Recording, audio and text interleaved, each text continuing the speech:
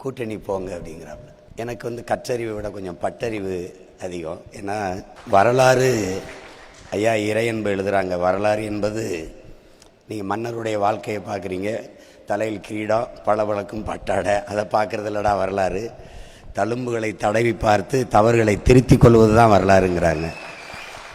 அப்போ இந்த முன்னவர்கள், எங்கள் முன்னவர்கள் செய்த பிழையை நான் பார்க்குறேன். நாம் தமிழர் கட்சியை நான் தொடங்கலை, நான் தொடர்றேன். தொடங்கியவர் எங்கள் தாத்தா சிபி ஆதித்தனார். உயர்ந்த நோக்கத்துக்கு தான் தொடங்கினார். ஆனால் இடைநிறுத்தம் பண்ணி திமுகவில் போய் சேர்ந்து அமைச்சராயிட்டாங்க. இப்போ எங்கள் ஐயா வந்தாங்க. எங்கள் ஐயா ராமதாஸ் அவர்கள் பேரெளிச்சியாக வந்தாங்க. கூட்டணி வைக்கும்போது மாறி மாறி போகும்போது நிலைப்பாடு இல்லாமல் ஒரு தடவை இங்கே ஒரு தடவை இங்கே போகும்போது முதல்ல பெற்ற வாக்கு விழுக்காடு சரியாக தொடங்கிட்டு. அதுக்கப்புறம் எங்கள் அண்ணன் வைகோ அண்ணன், அப்புறம் எங்கள் அண்ணன் திருமா, அப்புறம் ஐயா விஜயகாந்த் அவர்கள் வரும்போது அரசியல் விடுதலை, பொலிட்டிக்கல் ரெவல்யூஷன் வருது. கொஞ்ச நாள் கழித்தவொடனே அந்த தோல்வியை கடந்து, அந்த தோல்வியை தாங்கி கொள்ள முடியாமல் திருப்பி போய் எந்த கட்சி ஆட்சியை எதிர்த்து நம்ம கட்சியை ஆரம்பித்தோமோ அதே கட்சி ஆட்சிகளோடு தேர்தல் உடன்பாடு செய்யும்போது அது வாக்கு விழுக்காடு குறைஞ்சிருது.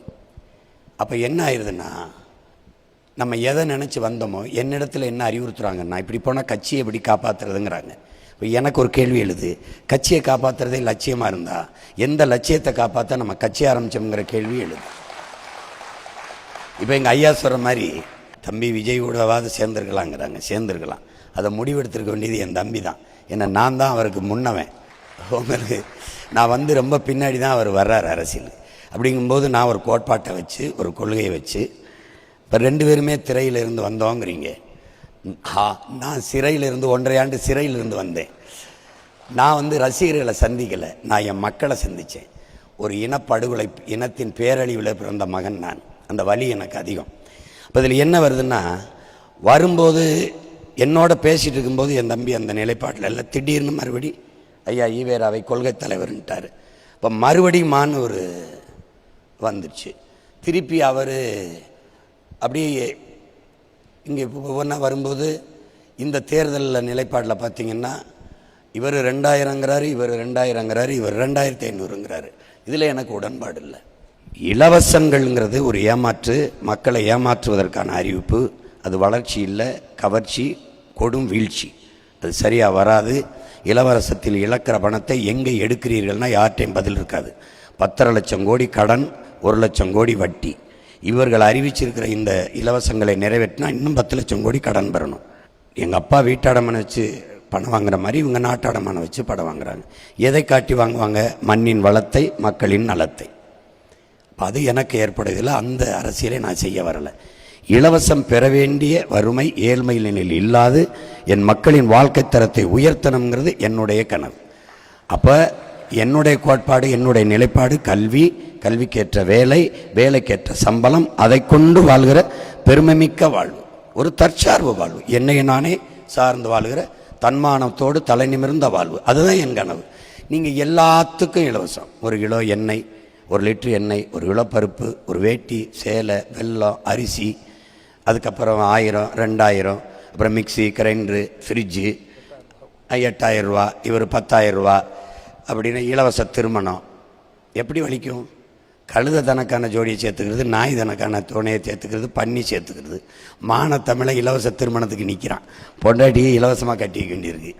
தாலி இலவசமாக கட்டி வச்சுட்டா பொழுதன்னைக்கு எப்படி அந்த பிள்ளைய வச்சு பழப்பான்? அறப்பவன் தாலி கூட வாங்கி கட்ட முடியாத ஒருத்தன் அந்த பிள்ளைய வச்சு காலம்புறம் எப்படி பொழைப்பான்னா அதுக்கு பதில் இல்லை. இது என்ன மாதிரி இது? அப்போ நான் என்ன நினைக்கிறேன், 9 பவனில் கூட தாலியை கட்டட்டும், அவனுக்கான வருவாய் பெருக்கத்தான் நம்ம கொடுத்துருவோம், வேலையை கொடுத்துருவோம், வசதியை பெருகி கொடுத்துருவோம்.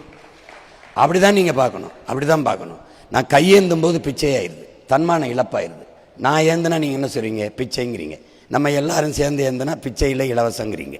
இதை நான் ஏற்கனவே எதிர்க்கிறேன். அப்போது கோட்பாட்டு அளவில் 2 பேரும் அண்ணனும் தம்பியுமா இருந்தாலும் உறவா, கோட்பாட்டால் அவரும் நானும் வேற ஆகிட்டோம். அவர் சொல்கிறாரு வேலை இல்லாத இளைஞர்களுக்கு 4000 கொடுப்பேன்னு. நான் 4000 கொடுக்க மாட்டேன், வேலை கொடுப்பேங்கிறேன். 2 பேருக்கு மாறுபாடு வருது. நீங்கள் படிக்க முடியாத ஒவ்வொரு மாணவனுக்கும் கல்வி கடனாக 20 லட்சம் கொடுக்குறேன்றாரு. என்னுடைய கோட்பாடு, கல்வியை கொடுப்பதே அரசின் கடன், அவன் ஏன் கடன் வாங்கி படிக்கணும்? அந்த 20 லட்சத்துக்கு கல்வியின் தரத்தை உயர்த்தி நான் உலகத்தரத்துக்கு கல்வியை கொடுத்துறேன்றேன். அப்புறம் ஏன் என் பிள்ளைக்கு போய் 20 லட்சம் நான் கடன் கொடுக்கணும்? நான் கவர்மெண்ட் நடத்தினா கந்து வட்டி கடன் நடக்க நான் வட்டி காசு கொடுக்கறதுக்கு எதுக்கு? அப்புறம் இடைநிறுத்தம் செய்கிறவனுக்கு 15,000ங்கிறப்பல இடைநிறுத்தம். அவன் ஏன் இடைநிறுத்தம் செய்கிறான்?